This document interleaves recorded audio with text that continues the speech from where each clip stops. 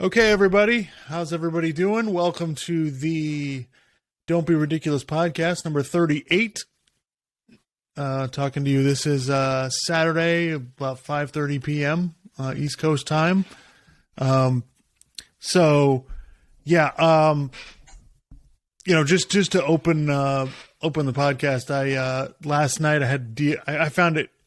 It's a comment on how spoiled we are generally as people. So last night we had a lightning storm and the power went out at my house, and so it was about 5 p.m. and so the power was out until about 11:30 p.m. And it's one of those things you don't realize like how much it matters until you don't have it anymore. And so it was just kind of like, we got the power back and it was just like, oh, thank God, oh geez, I can't live without it. So it's amazing how different it is. Like I didn't have the power for 6.5 hours and it's just like, oh God, it's terrible. How do we do this? Blah, blah, blah, blah.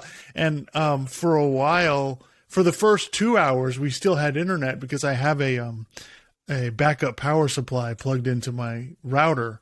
Just because I do a lot of work from home, and just so that way, if there was any kind of power, I wouldn't have a gap in my internet. So we had sitting there in the dark watching using the internet. It's like, oh man, it's like if there's one thing plugged in, it's got to be the internet. But yeah. But anyway, so I did get to get to watch. It's funny that the power went out. So I was at my brother-in-law's wedding last night. And right. During the ceremony, the power flickered on and off. Yeah, and then they had a backup generator which turned on, and of course, it brought some of the power back on, but then you're smelling gasoline because it's a gas-powered generator, right? So then we had to flip that off, and then finally the power came back on. It was kind of, but then for the rest of the ceremony, it was fine, Well, actually, once the ceremony ended, it started pouring rain, So, yeah, it was a very weird situation. So, Yeah, it was a really weird situation. Like some people had power in my neighborhood. Like there were some. Yeah. I live in a townhouse, so there were some buildings that had power, but there were like 4 or 5 that didn't, and I was one of them. Which is it's just very strange. So I don't know what happened, but no complaints. They got the power back on, and that's that's all that really matters. Yeah, but even a few hours without power, you're like, oh my God, It's tough. Yeah. It's tough. It's tough to deal with. But listen, all is not lost. We both got to watch the finals game at one point or another. And, so. Actually, would you say that was the closest game of the series, mathematically? That was the closest game of the series, right? Yeah. Clearly. So, so far, that was probably the best game of the series. Not to say the other games were bad. Like, game 1 was actually kind of interesting because it's like Golden State went on this run, and then Boston goes on this run in the fourth quarter. So that was kind of cool. But yeah, that was probably the best game of the series, and who knows? There's going to be at least 6 games now. Before the series, I was kind of thinking Warriors in 6, and now I'm kind of like, I think this is going to go 7. So I'm not necessarily jumping off that I think the Warriors can win the series, but it's kind of, I think it's a toss-up series. I just, it's going to come, there's probably, in the next couple of games, it's going to come down to, toward the end probably. Or maybe they'll just alternate blowouts again. I don't know. So. Yeah, first of all, I'm happy with it. I think this has been a fun series, regardless of what happens. Initially just, my thoughts on the game. I think my personal opinion, I think this is as well as Steph Curry has ever played. I know that there's kind of an argument out there that, oh, well, maybe some of the Warriors older players are probably past their prime and all this. And honestly, during the regular season, Steph's averages were down from where they normally are. It's not that they were awful, but I'm just saying they were down. So yeah, but if you look at, and he's bigger, I think. Right. again, I don't have stats to back that up, but I think he's bigger. I'm looking at him and I'm like, he's been hitting the gym. Like, well, not just this year. I mean, I'm sure he's been working on that over the course of the last several years because you don't just get that big right away. But, yeah, I think he's definitely a little bigger. So I don't know how, maybe that sort of translates with defense or, finishing at the rim when he's going up against bigger players, Yeah, I think the fact that he's he's gotten older, and you put on a little bit of weight when you get older, but he is much sturdier than he used to be. So to me, when you consider the fact that they're going after him on defense, so he's not only, and he's a better defender than he's ever been. He's not a great defender. He's never going to be a great defender, but this is the best he's ever played. So when you consider he's got to do all of that on offense, and he's got to deal with all of that on defense, especially when, any team that's, has any kind of, smart teams are going to go after him on defense, and that he's able to deliver like this. I just think, he doesn't have, what I will say is maybe it's me going, I think it's like a putting it together all together thing. The way he plays now, he has all the information. He, plays much more efficiently, and he's got the whole package. Now he doesn't have the step back where he gets a big guy on him and he can, get the step back three off. Like, that's a little bit different. He doesn't have quite the quickness that he used to have, but I just think from a putting it all together standpoint, like this was one of the best games he's ever played, and maybe one of the most. I mean, Tim Legler on ESPN called it one of the most important games he's ever played, or significant, I think is the word he used. And, just because if they win this series, I mean, you're really going to look back on this game as, man, this is one of the ones they had to have it, and he had to deliver, or they were going to be in serious trouble. Well, and the thing was that the first quarter started, and it was one of those things where Boston came out, they were hitting shots, and I thought they were playing well on defense too. And Robert Williams, like, when he's out there doing stuff and blocking shots and just being a presence on the floor, it makes things a lot tougher for Golden State. Right. But anyway, the game started off, and I think Boston got up like 8 or 10 points. And I'm kind of thinking, it feels like Boston's the better team, but then Golden State would just keep. They brought it back, and then they might get a lead for a second, or they'd tie the game, and then Boston would get up again, and then they'd bring it back, and they would keep coming back. And, they'd keep hitting, like, timely threes. And the thing is, like, Van Gundy was talking about the game, like, during the game, he's like, well, they needed Steph to be this great. Now, I'm not arguing that they didn't, but he's saying they didn't get anything from anybody else. Jordan Poole, he didn't have a tremendous game, but he hit some shots, that they needed. Klay Thompson was inefficient, but he hit some shots that they definitely needed. Andrew Wiggins was really good. He had a double-double. Yeah. The rebounds he got were huge. Yeah. So I think their problem is, anyway, so it just basically, like, Golden State would keep kind of getting back, Boston would kind of get out. And then in that last 5-minute stretch or whatever, Golden State, they were making shots, they were kind of, it was kind of executing on offense, but just really they were making shots. And then Boston, I thought, didn't necessarily do what they needed to do on offense, and they kind of got out of what they should have been doing, and then they weren't making shots. And so then Golden State ends the game on like a 17-3 run and ends up winning by like 10 points. So, right.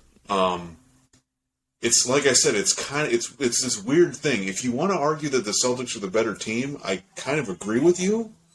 But the problem is that you get into these critical moments, and we've seen it throughout the playoffs.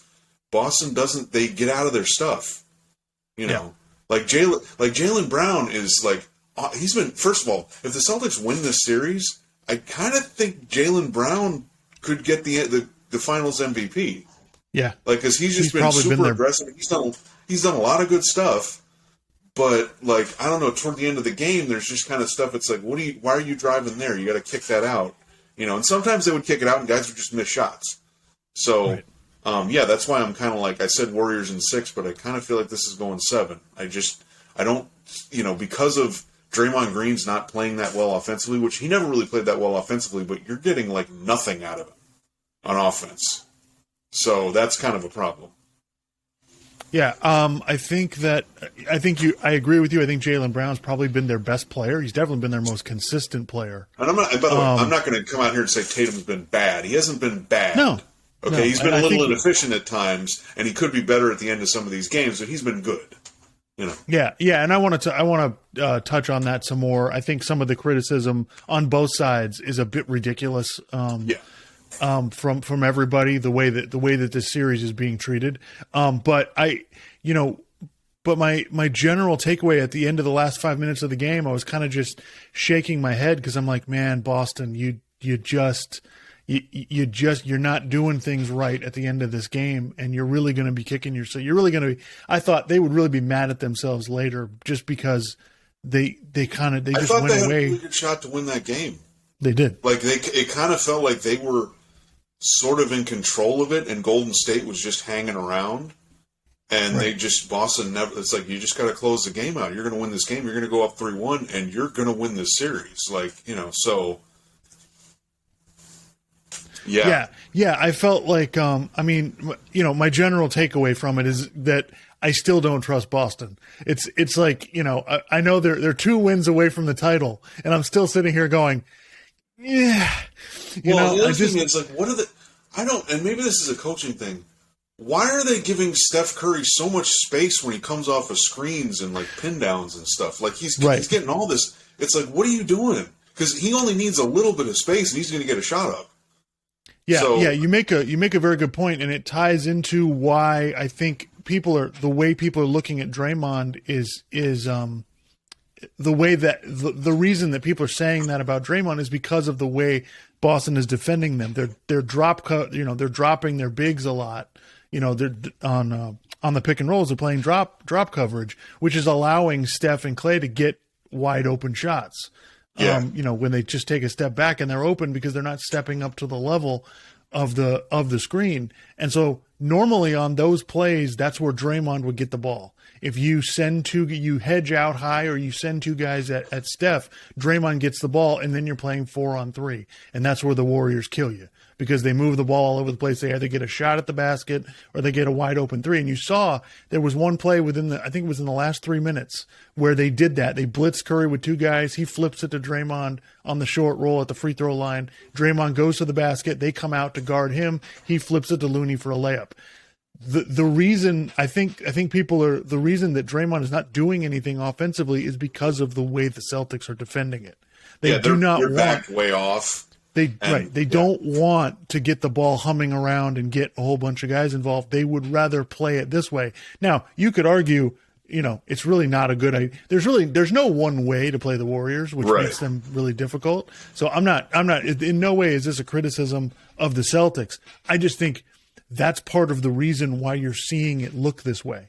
Yeah. So it's like, and the Boston switches everything. So that's why, like, I'm watching it going, and I'm expecting to see the typical Warriors that I normally see, right?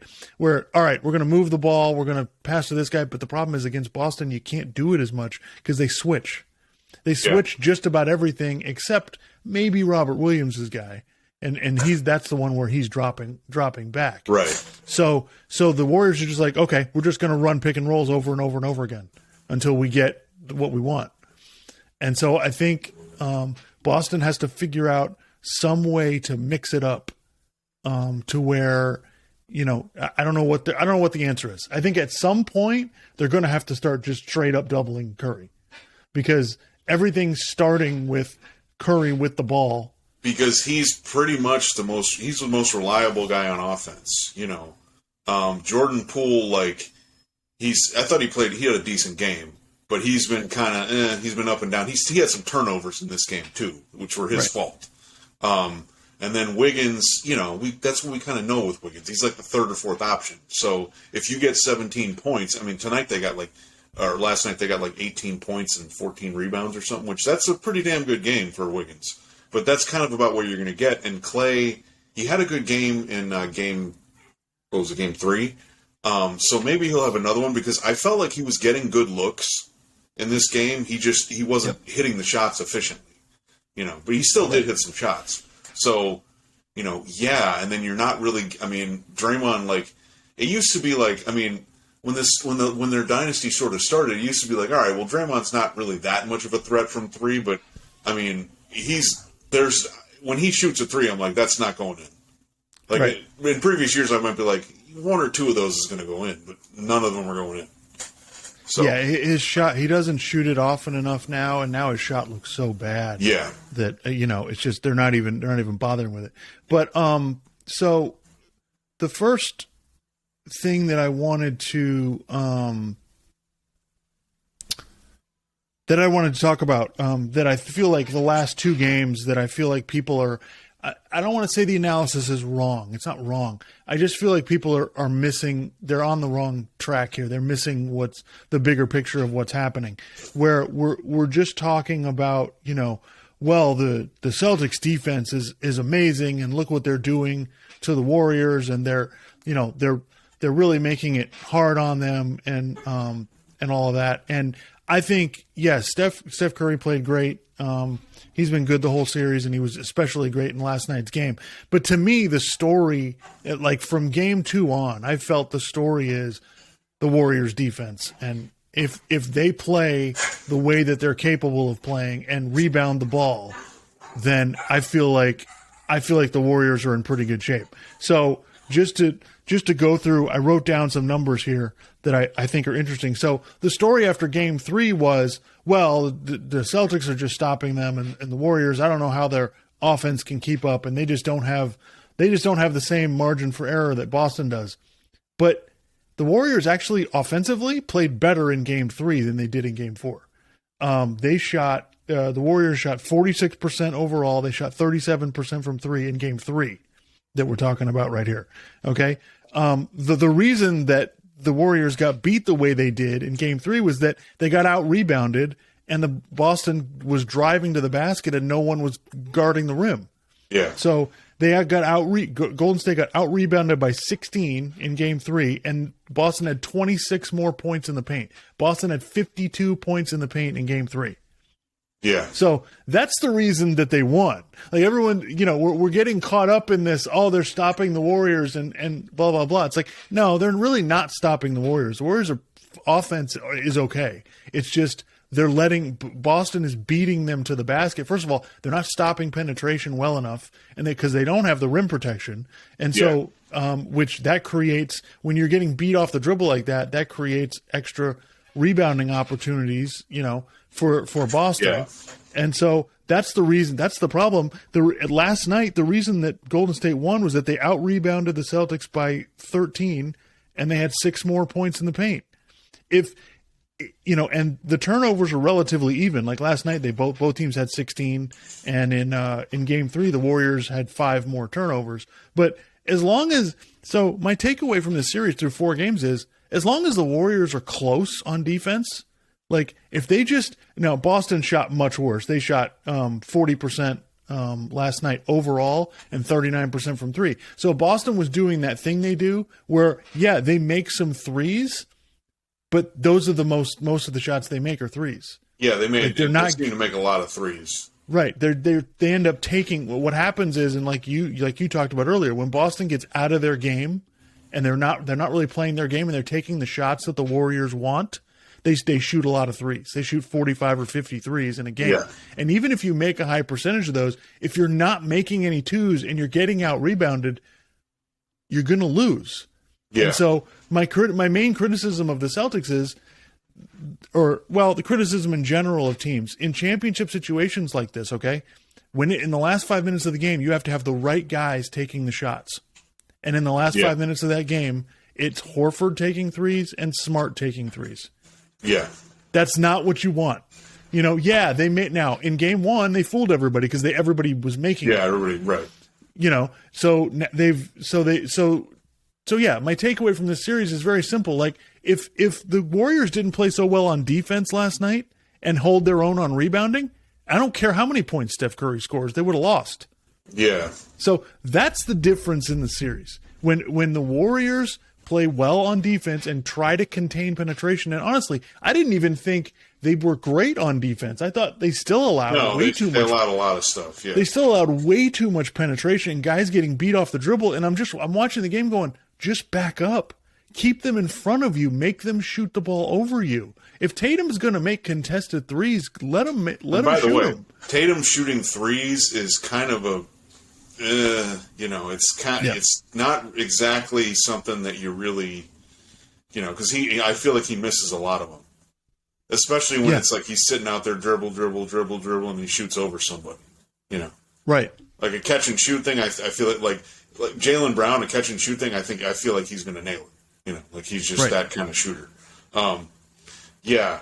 I mean, I think some of the rebounding was some of it's just size, because when they have Robert Williams out there, the Warriors don't have anybody to compete with him. So sometimes the ball will bounce off the rim high up, and literally, even if a guy in the Warriors is boxing out, like Robert Williams can probably just reach up and grab it or tip it out to somebody else. But some of it was, okay, you guys got to box out, and then you got to just jump up and tip the ball out so they can't grab it, so. Yeah, the Warrior, it's going to take everybody on the floor. Steph Curry had 10 rebounds. Like, if they gang, like I said, if they just, and the thing is, I don't think the Warriors have to play great on defense to be right there in this series. Like, if they just hold their own and are just, close to, stay even or a little bit on the positive side in some, especially in the rebounding and the points in the paint, like, I think Boston's got some problems with that. Now, listen, you could say, I agree with you. Boston probably, as far as talent and athleticism, yes. Yeah. They do have a better. You can make a case that Boston's a better team. Like, and I'm not going to disagree with that. I just think this is kind of a, there's advantage, there's pros and cons, advantages and disadvantages with both teams, and it just kind of cancels itself out. Especially because Boston, at the end of games, they just, here's the thing. We're Miami Heat fans. Boston almost lost to Miami. Boston is better than Miami. Why? Yeah. How did you guys let that series go 7 games? Right. I just, again, all credit to Jimmy Butler and everything else. I don't want to get back into that series, but I'm just saying, how did you guys let that go 7? So that's kind of a lot of where a lot of my concern comes from. That, and I remember Game 5 against Milwaukee, where I was like, "What the hell are you guys doing? You guys got this game. Just close it out. Like, play smart, make the right plays on offense." Yeah, so it's like, yes, I do think the Celtics are a little bit better team, but we're getting caught up in that. Okay, that doesn't mean you're going to win the series. Just because we have this advantage and our margins are close. Like, if they're better, it ain't by much. It's not like Boston has this. I disagree with the people who are acting like, well, their margin for error is. No, there's not a dramatic difference between these teams. Generally, the team that plays harder, plays better defense, and rebounds the ball better, they'll usually win. So that's kind of like, I think we're getting caught up in the Warriors offense and how much they score and all of that. But yeah, I just think that's what it comes down to, and the numbers kind of prove that out. Now, listen, could Boston have made more of those shots? Yeah, they could have. Yeah. They could have made more. They got some open shots, and they could have made more of them. Or if Tatum had attacked mismatches a little better, maybe they have a lead with 5 minutes to go, and they're, I don't know. There's various things you could point to. It's, either team can win this series, and I'm not going to be surprised. Yep.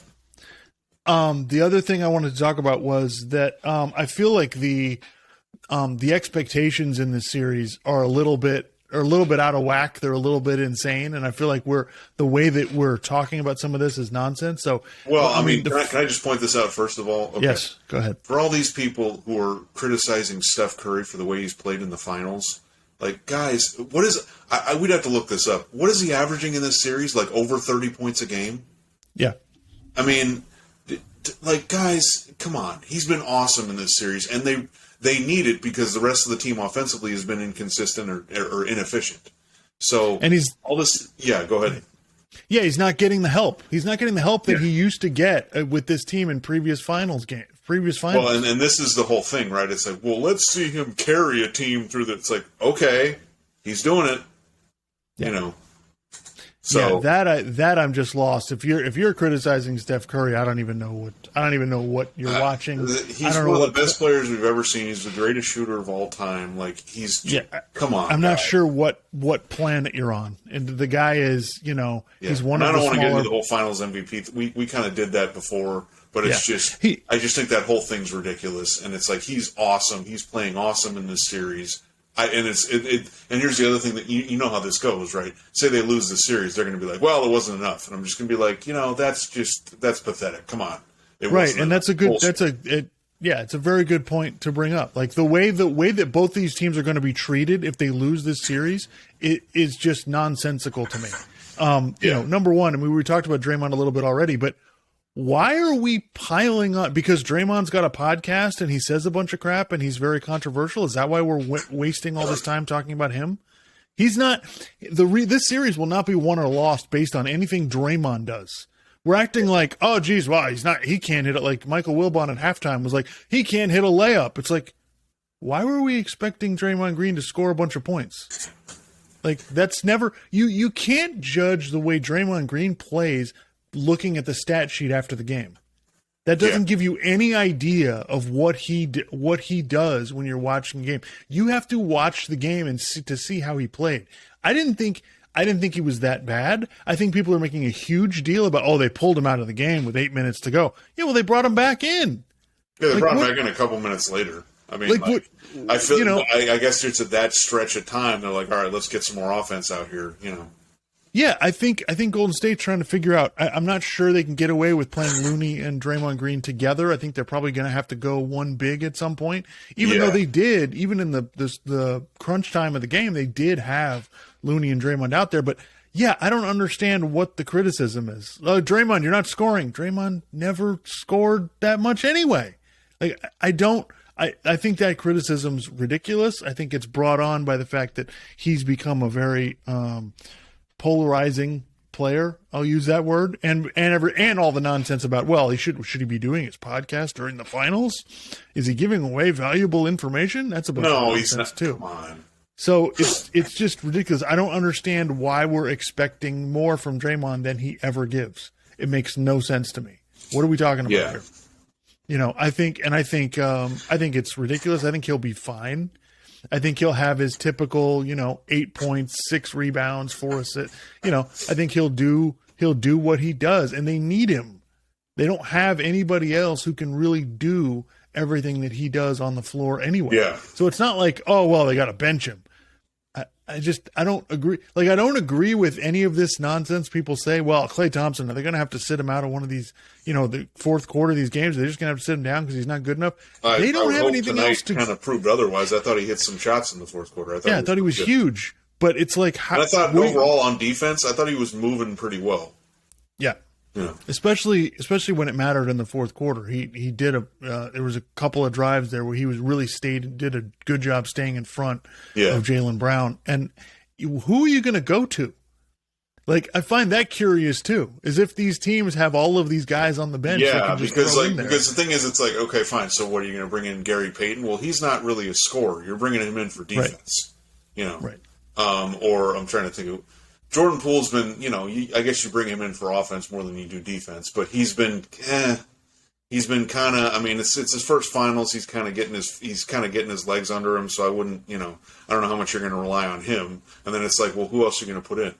You're going to put in Iguodala? You're going to put in Jonathan Kuminga? He's a rookie. I don't think you're going to put him in.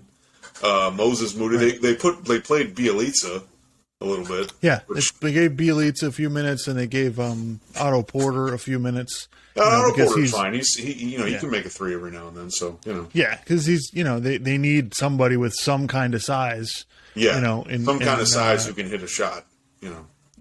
Yeah, so I think I think we're worried about Klay a little bit too much. I think he's been inefficient, but I was saying, I feel like he's getting good looks. So if he keeps doing that, I think more of them are going to. He had a good game in Game 3. So if he has a good game in Game 5 and Steph plays, he didn't take it 40 again, but if Steph gets 25 or 27, I feel like they'll have a pretty good shot to win the game. So but we'll see. Yeah, I think that maybe he's not going to just, maybe he won't have one of these games where he explodes, but I think the argument that he's just not playing, I don't know. I haven't agreed with the argument that he's not playing well. I think he's doing just fine. I think, whether he makes shots or not is a different discussion. But the other thing, expectation wise, was I just feel like everyone's going to come down on the Celtics if they lose this series, because they expect them to win now because they're the quote unquote better team. So they should win, even though none of these guys have ever really done anything in the playoffs before, and they're kind of learning as they go. And odds are they've got 2 or 3 games now to figure it out. They probably will, but I just feel like this is everyone's gonna crush them if they lose this series, and I think it's ridiculously unfair. Like, we're expecting Tatum now to be a superstar. He's supposed to be getting 30 points a game, and he's supposed to be. It's like we've now jumped off a cliff with the expectations where if you're not LeBron or Michael Jordan and you're the best player on the team, you're supposed to be, unstoppable, and you're supposed to deliver these ridiculous games. And it kind of drives me crazy. It's like, I'll restate what I've said before on our show. Boston's at the beginning. This is just the beginning of this. Like, they finally got the ship on the right track where they're like, okay, we know what our core is, right? It's Tatum, Brown, and Smart, and we got Robert Williams, young big guy. This is gonna be our core, And they made the trade to Derek White to kind of add some more. They needed some more shooting, so but I just feel like Boston's at the beginning of this. Is it a bit of a missed opportunity if they lose this year? Yeah, it's a missed opportunity. Anytime you lose in the finals, I think it's always a missed opportunity. So, because you never know if you're going to get back. You don't know what's going to happen next year. Someone might get injured. Some team might come out of nowhere that you didn't expect. So yeah, it's a missed opportunity. But, I guess I'd criticize them a little bit because I can see some of these games. I'm like, guys, you just got to execute in the last couple minutes. And see, the other thing that I think people are not, a lot of times before you win for the first time, you kind of got to learn stuff. And sometimes it takes, like, you go along the way, like you screw this up and then you get down behind in a series, you got to come back. You get behind in another series, you got to come back again. Like, you get behind in another series, you got to come back again. And throughout a series, you got to make adjustments and you got to figure out the right way to play. And then you got to finally execute in the game, And sometimes it just takes, over the course of an entire playoff run, teams get better at it, Because there has been times where I'm like, okay, Boston seems to be they're kind of getting it. And then they'll have a screw up where you're like, what the hell was that? So maybe that, and again, the series is going to go 6 games at the very least now. It's going to, so it's going to be a long series. I think it's going to end up going 7. And then if you lose the finals in 7 games, it sucks. Obviously, it's a missed opportunity. But, it's kind of one of those things like, you blew it, and people are going to act like, you're just not good enough and whatever else. And it's like, that's not always the case. If you lose in 5 games, then maybe you're not good enough. But if you lose in 7 games, Yeah, I agree. I don't think they're above criticism. I think the Celtics have done plenty of things in the playoffs that are worthy of criticism, as we've talked about on here. But I also think that, listen, they put this together. They've only really had this. All right, this is how we're going to play since January. Right. Like, this just got to where it's like, oh, whatever. So I'm not saying they're above criticism. I'm saying they shouldn't be crushed for losing the series. They shouldn't be treated like, oh, this is a colossal failure and Jason Tatum's not for real and all of this nonsense when he's 25 years old. The other thing that's going to happen the other way, say Golden State wins, and we kind of talked about this before anyway, people are kind of overreacting a little bit to this. They think, oh, Golden State's back. And I'm like, they could win this year, and then I feel like maybe they could win next year. But then after that, it's kind of like, all right, you're going to have to rely more on these younger guys, and can we do that? Do we know that yet? Like, I don't think this is true of both teams. I don't think either organization thought their team would be in the finals. That's fair, yeah. Neither one. I thought Boston thought, oh, we just hired this coach. We're going to figure this out. We're in good shape, and listen, we talked about this before, but we think Milwaukee's better. Number one. So it's likely if Middleton's healthy, they're not even here. And Golden State, No, they were thinking for the future. That's why they got these young guys. They drafted Kuminga. They're thinking about, they're looking ahead. They were not thinking we're going to go to the finals and we're going to win the title. So, and if Golden State loses, they're going to get crushed too. Well, Steph is not that good. It's just going to be insanity. And it's like, listen, man, like neither one of you go back the past, not counting, last year, but you go back the 10 years before that, neither one of these teams is making the finals. Like, this is ridiculous. Neither one of these teams would beat the Warriors when they were, with Durant, Cleveland when they had LeBron, the Heat when they had LeBron, obviously the Spurs with, none of these. So I think we have to look at this in a certain light. Every champion, yes, you're a champion, but they're not all the same, Yeah. And so, right. And you can't, people have got to stop going, well, you lost the finals and acting like it's the most colossal failure of all time, or that just means that's an indictment of your entire career and it means you kind of suck because you lost in the finals. It's like, it's hard to get to the finals. You don't get any credit for getting to the finals, and then it's like, well, right. Jordan never lost. Yeah, and he couldn't get out of the first round.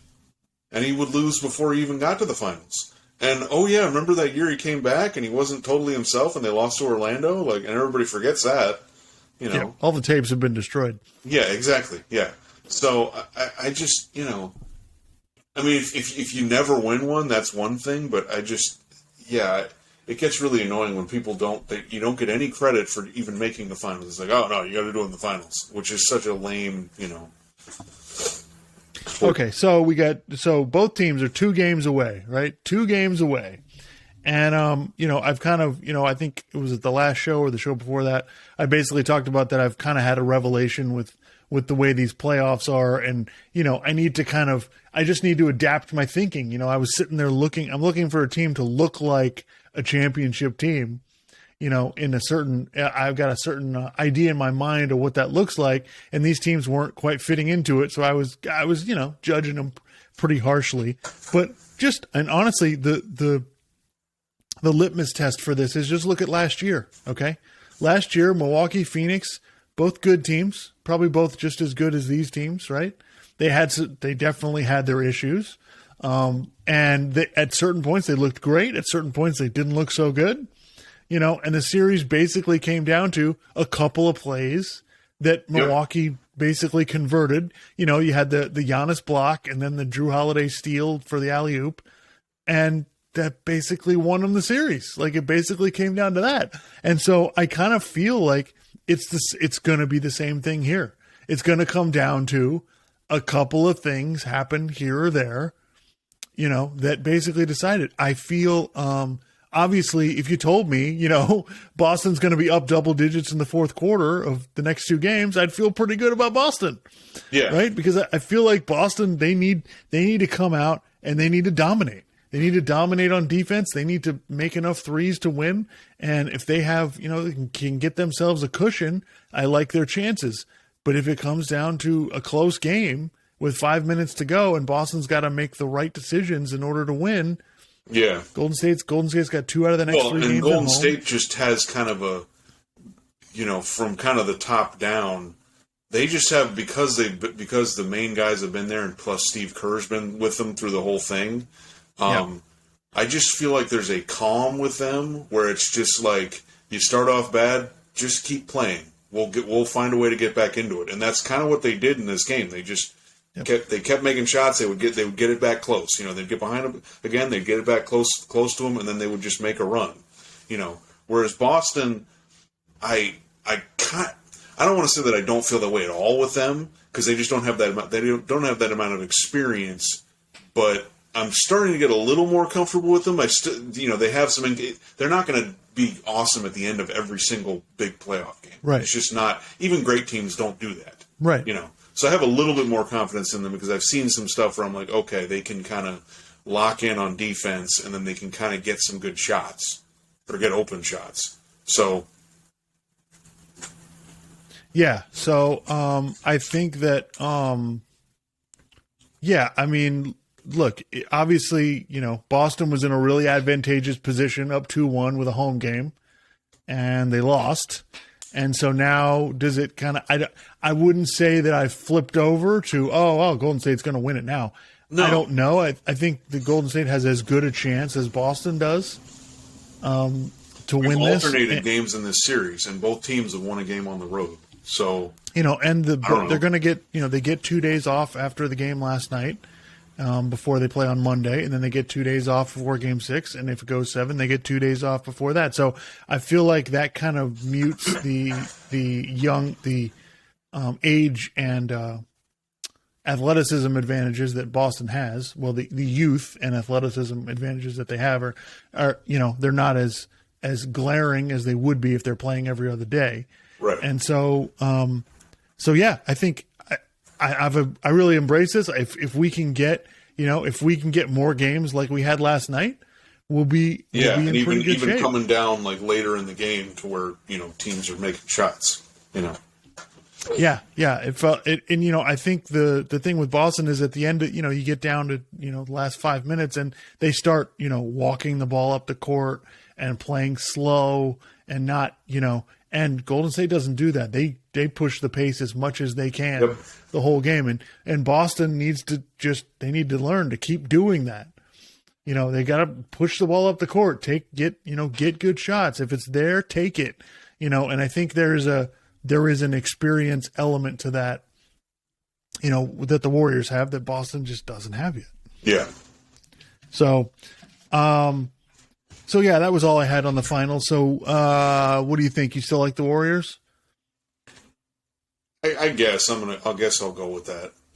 I said Warriors in 6. I'll stick to that but I have a strong feeling this is probably going 7. Yeah, we'll see. Unless but I mean, look, Boston is basically in the Milwaukee series. They gave away a game. In the Miami series, they basically gave away. The Game 6 at home. They basically gave that one away. So we'll see if Boston does that. If they have an opportunity to clearly win one of these games and they give it away, that might be it. That could be it. Yeah.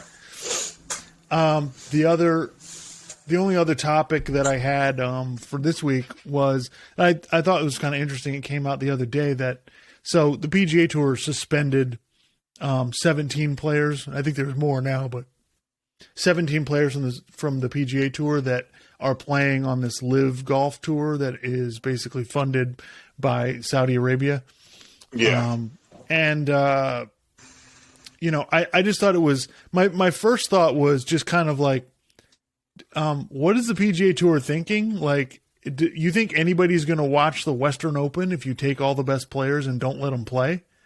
I thought that was kind of strange. Just kind of like, really? And my first thought was, well, geez, they're not going to be able to play in the majors. Why would they let, blah, blah, blah. But I read, I did a little bit of research on it. And from what I can tell, they'll still be able, like the U.S. Open's the next major next weekend, I think.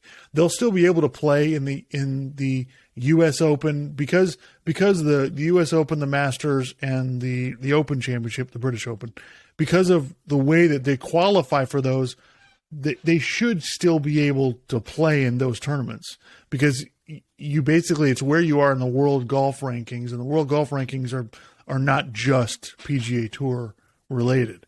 So they should be able to qualify for it, but I don't know, for the rest of this season, it's just the U.S. Open and the British Open. They should be fine to play in those two tournaments. I don't know if they're going to change people, these tournaments are going to change their mind. I don't know, but by next season, the Masters. Now, the PGA Championship, I don't think they're going to let them play because that is a PGA Tour sponsored event, but we'll see.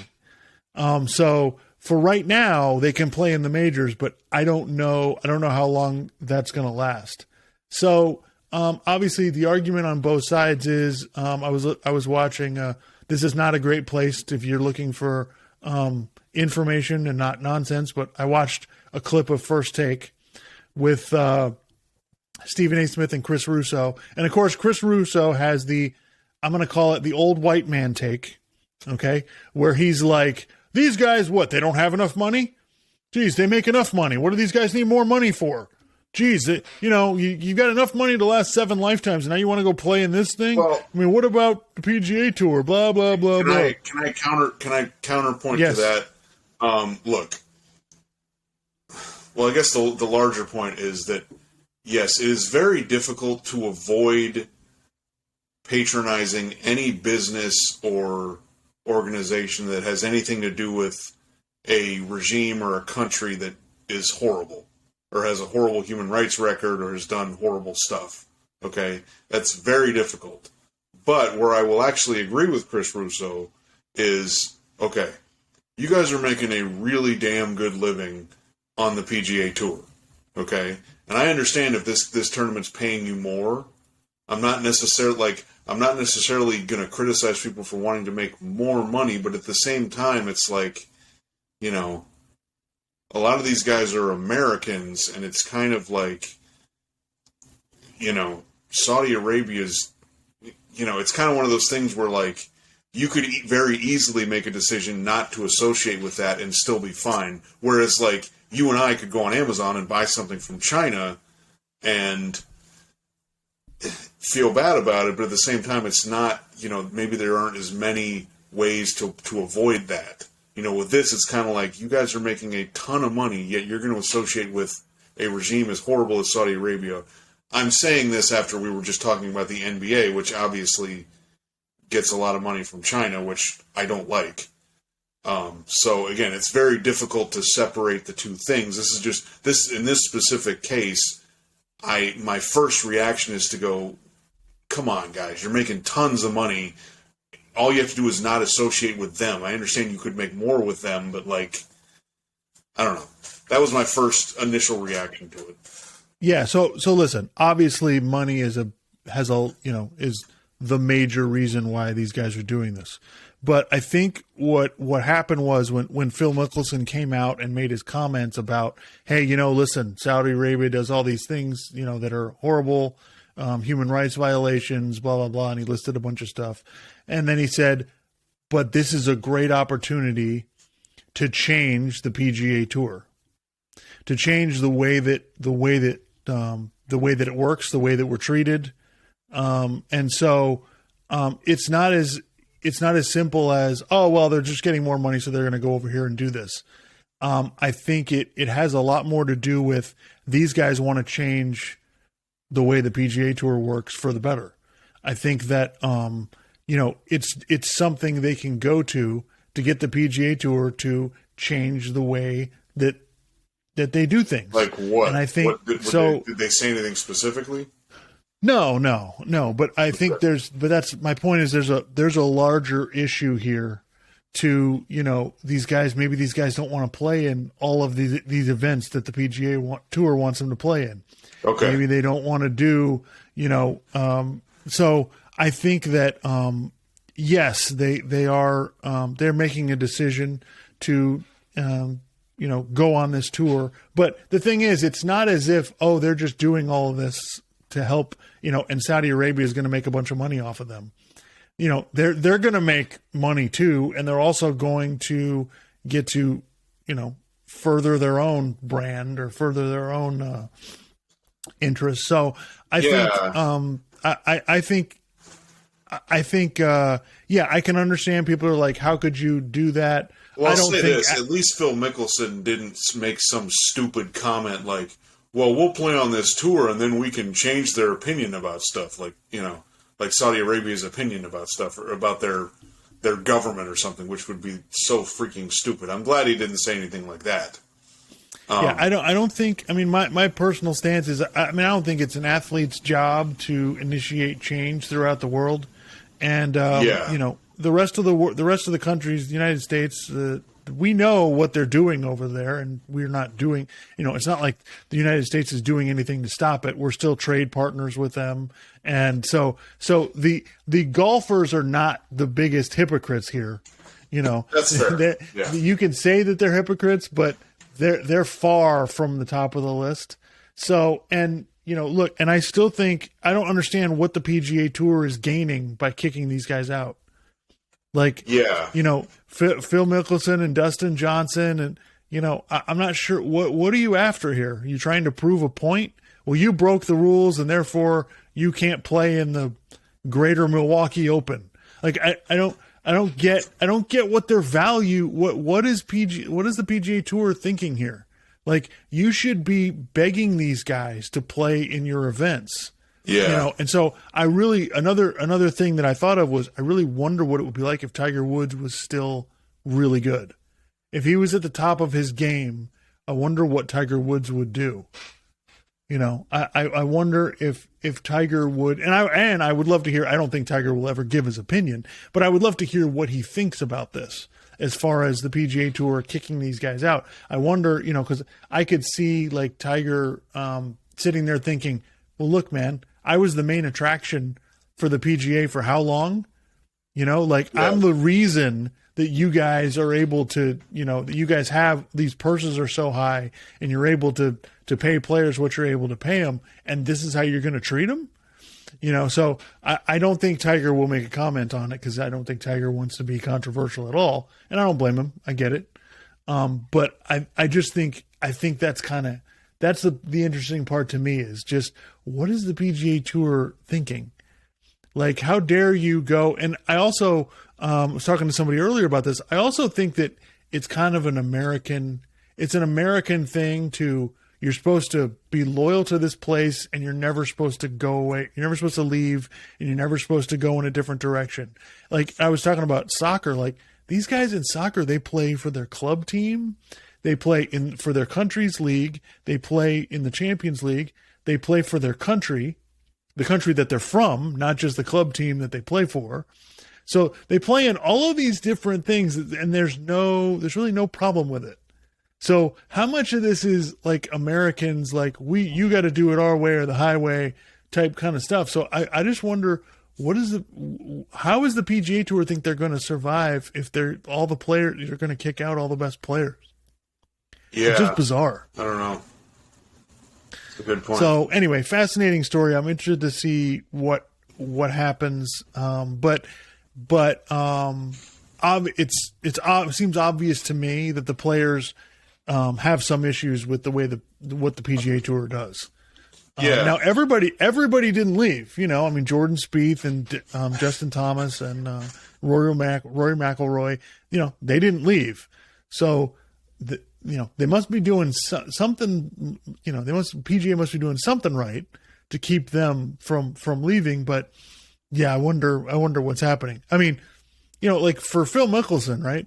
Like, he's 51 or 52. Like, his best golf's way behind him. So I get it. Plus, he may have to pay off some gambling debts, but that's a whole other story. Yeah. Phil Mickelson's private life seems to be way more interesting than I thought. Yeah, exactly. So anyway, I don't know. That's just I find that an interesting story, and we'll see what happens with it. They are playing in a tournament in London, England this weekend, and they were live streaming it on YouTube. So, wave of the future. Yeah. But anyway, I think that's all we had for today. Was there? What was I gonna? Hang on. There was one other thing. Kind of real quick. I wanted to see what you kind of thought of this. Like, you had said something earlier. Like, I don't really think it's the athlete's place to be trying to engage in social issues or whatever. Here's I was thinking about this week, and I kind of had this thought. I wanted to kind of see what you thought of it. So, Look, if an athlete is going to be an activist about something, and they're going to talk about this at games or before games or talk to the media about it, they're going to, advocate for whatever. If you do that, you're going to get criticism, whatever, no matter what side you're on, you're going to get criticism from the other side, and you just kind of have to accept that.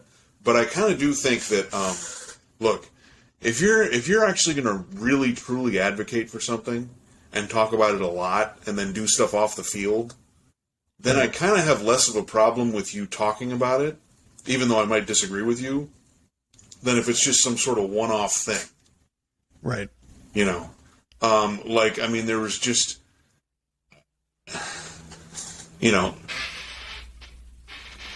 there was obviously justifiable anger about the Uvalde shooting, right? And then Steve Kerr came out before that game, and he had this fiery press conference where he didn't take questions or anything. He just fired off his thoughts and feelings on the thing, which, okay, I could disagree. I could disagree with maybe some policy positions he had or whatever, but that's totally, that's fine. But he seems to be somebody who kind of talks about this stuff a lot. So I guess maybe I'm more comfortable with him talking about it, even though I might totally disagree with him. Right. I do kind of feel like I don't necessarily want players doing that all the time, because I feel like most of the focus should be on them as a player or something related to their sport. But yeah, if you're just going to kind of do, like, for instance, Jack Del Rio the other day made some stupid comment about the January 6th thing. Did you hear about that? Yeah. Yeah, he called it a dust up, and I'm just like, dude, I've never heard you like advocating for, like, why are you making some sort of off the cuff statement about something like what, And he made different points, and I'm just like, are you going to start talking about this all the time or something? Like, I don't, even again, I'm not criticizing somebody for having an opinion, but and me disagreeing with it, but it's just, I think people should avoid making off the cuff statements. If you want to be an activist about something, do that. If not, then you probably shouldn't talk that much about it, because you're just going to end up saying something stupid. Yeah, I think that I don't know whether it was Phil Mickelson's plan to talk about it, or whether he just was asked a question and decided to say that. Yeah. Phil's not really known as somebody who goes out and talks about things for instance, like that. I guess my point would be kind of like Colin Kaepernick kept talking about it, and I guess it was important to him. I could criticize the things he said or the ways he went about it, but it seemed like it was something, at least on some level, he was concerned about. So he talked about it a lot. So I guess even though I disagreed with a lot of what he said, I guess I'm more comfortable with if he's going to actually keep talking about it and not just be some one-off thing. Because to me, I kind of feel like, look, we need to probably talk about politics a little bit less and not talk about it all the time or as much as we do.